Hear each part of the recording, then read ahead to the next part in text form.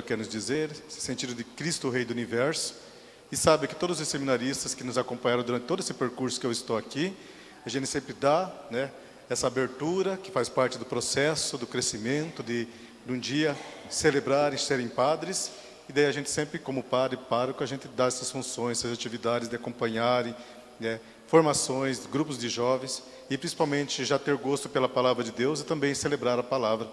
E aqui sempre os seminaristas são sempre muito bem-vindos, no qual vocês também quero a graça de agradecer. Obrigado pela confiança e que reze pelas nossas vocações, para que cada dia que passa podemos ter mais homens e mulheres, né, na vocação sacerdotal e religiosa. Jackson, é com você. Obrigado, Padre Edivaldo. Vou pedir desculpa se a minha voz falhar um pouco, porque eu estou um pouco gripado, né? Então a garganta pode falhar. Mas a liturgia de hoje nos apresenta a celebração e a solenidade de Nosso Senhor Jesus Cristo, o Rei do Universo. E no Evangelho nós vemos, tanto a primeira leitura quanto a segunda leitura, e vai se completar também no Evangelho, aquele que é Rei. No entanto, o reinado de Deus, o reinado de Jesus, é diferente da definição de reinado que nós conhecemos. É diferente dessa definição. O reinado de Jesus, e Jesus não é aquele rei, muitas vezes, que pune. Jesus não é aquele rei covarde, muitas vezes. Jesus não é aquele rei que se preocupa com o seu território. Jesus não é aquele rei na definição que nós conhecemos. No entanto, Jesus não deixa de ser rei. Mas que espécie de rei é esse? É aquele rei que tem os seus servos. E nós somos servos de Deus. Somos servos do rei. No entanto, nós sabemos que o rei nos deu o livre-arbítrio. Nos deu a liberdade. Ou seja, nós como filhos de Deus, nós somos livres. Apesar de sermos criaturas de Deus, nós somos livres. E nós vemos no Evangelho,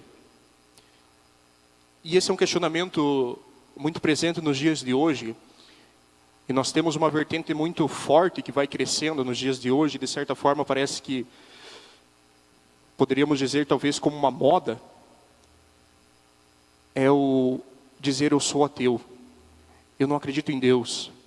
E quando questionados o porquê da pessoa não acreditar, ela usa justamente esse questionamento que as pessoas faziam aqui no tempo de Jesus. Se tu és o Filho de Deus, se Deus realmente existe, por que existe fome, por que existe destruição, por que existe guerra, se Deus realmente existe? Esse é o questionamento muito presente. E aqui, as pessoas que estavam vendo Jesus ser condenado, diziam, se és o rei dos judeus, salva-te a ti mesmo. E aquele que estava crucificado ao lado de Jesus dizia, tu não és o Cristo? Salva-te a ti mesmo e a nós. Ou seja, duvidando do reinado de Deus, duvidando do reinado de Jesus.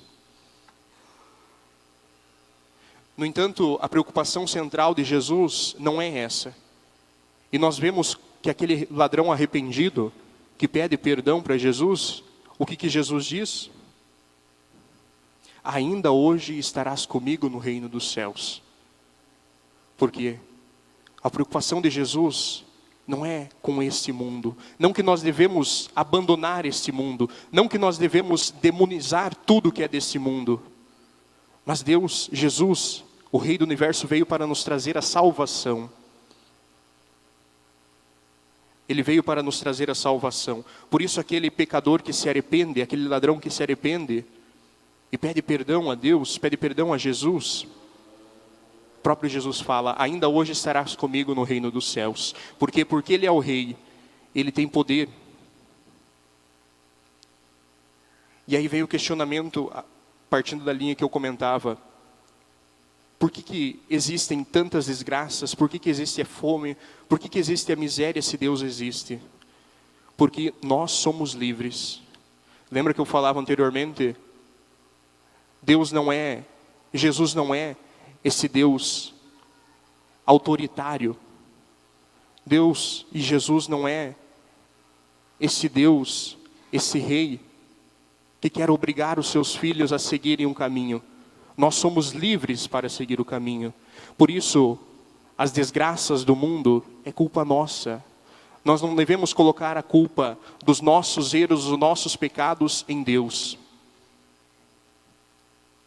Nós devemos assumir. Então você está dizendo que as pessoas que passam fome é culpa delas? Não. Não. É culpa de nós. É nossa culpa. É nossa culpa. Porque nós devemos edificar o reino dos céus. O reino dos céus que começa agora. Que começa no aqui. Por isso nós devemos edificar.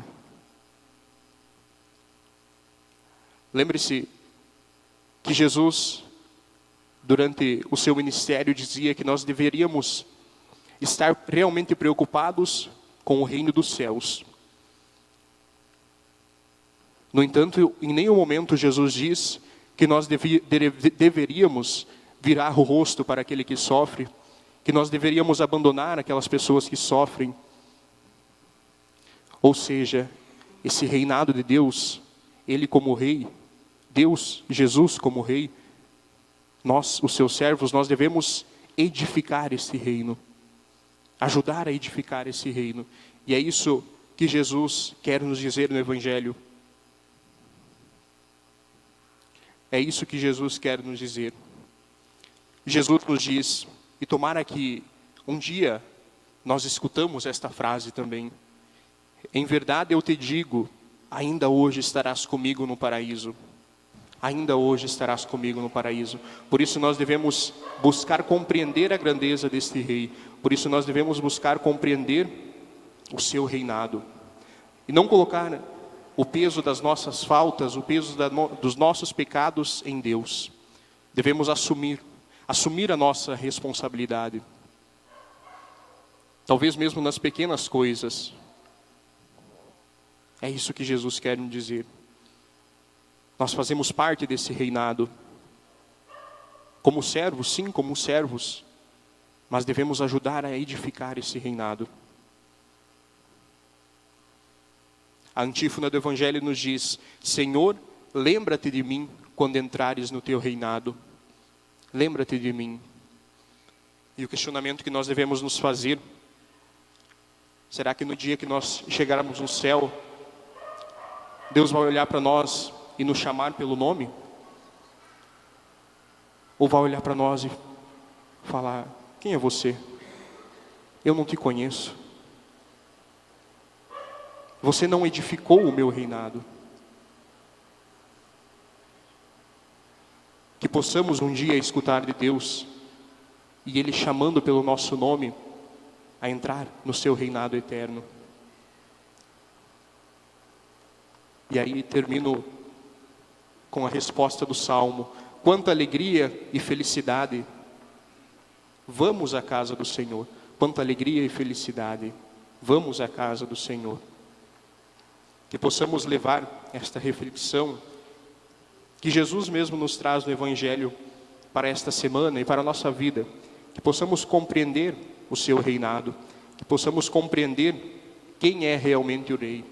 E não idolatrar a Deus, apenas as pessoas deste mundo, mas ter como ídolo Deus, apenas a Deus, idolatrar somente a Deus, pois Ele é o nosso Rei, Ele é o nosso Salvador.